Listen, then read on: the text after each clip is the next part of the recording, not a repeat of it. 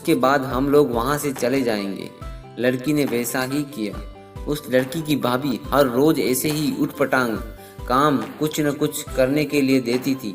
एक दिन की बात है, उस लड़की को एक काला रंग का कंबल दिया और बोला कि जाओ, जब तक ये कंबल सफेद ना हो जाए घर लौट कर मत आना। लड़की बोली ठीक है। लड़की कंबल लेकर चली जाती है और नदी के किनारे बैठकर उसे धोती है। वह छोटी लड़की उसे धोती गई, परंतु सफेद होता ही नहीं। काला है तो काला ही रहेगा ना, सफेद थोड़ी ना होगा। लड़की 2 दिन हो गए वह बिना कुछ खाए पिए वहीं बैठी रही और फूट फूट कर रोने लगी। तभी उसके सातों भाई नदी के पास वाले जंगल से होते हुए वापस अपने घर लौट रहे थे। सातों भाइयों ने किसी लड़की के रोने की आवाज सुनाई दी। वे नदी के किनारे पहुंच गए। अपनी बहन को उस हालत में देखकर उन सभी भाइयों का दिमाग खराब हो गया और पूछा कि बहन, ये हालत किसने की तुम्हारी? उस छोटी लड़की ने सब कुछ बताया। इसके बाद सातों भाई बहन घर आ गए और बहन को बाहर ही कहीं छुपा दिया और बोला कि जब तक हम में से कोई ना आए यहाँ से कहीं मत जाना। इसके बाद वो घर के अंदर चले गए। सारी पत्नियां अपने पति को देखकर इतनी खुश होती है कि पूछो मत।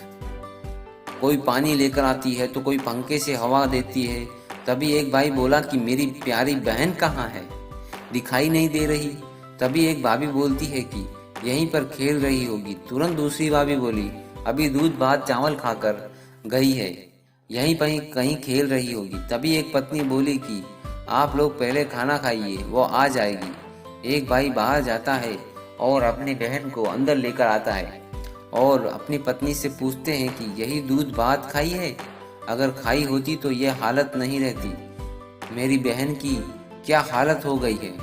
सारी पत्नियां कुछ नहीं बोलती है। तभी छोटी लड़की बोलती है छोटी वाली भाभी ने कुछ नहीं किया है, बाकी सारी भाभी ने बहुत सताया, बहुत काम करवाया मुझसे।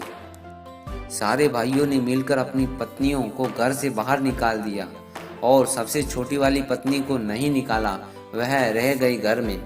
उसके बाद सारे मिलकर राजपाट चलाने लगे। इस कहानी से हमें यही शिक्षा मिलती है दोस्तों, इस कहानी से हमें यही शिक्षा मिलती है दोस्तों, हमें दूसरे का कभी बुरा नहीं करना चाहिए। अगर सारी पत्नियां मिलकर स्वयं काम करती और उस छोटी लड़की से काम नहीं करवाई होती और उसके ऊपर जुर्म नहीं किया होता तो उन्हें घर से बाहर नहीं निकलना पड़ता। कहावत है कि अगर हम किसी के लिए खड्डा खोद कर रखें तो उसमें हम भी गिर सकते हैं। दूसरे के चक्कर में हम इंसान स्वयं गिर जाते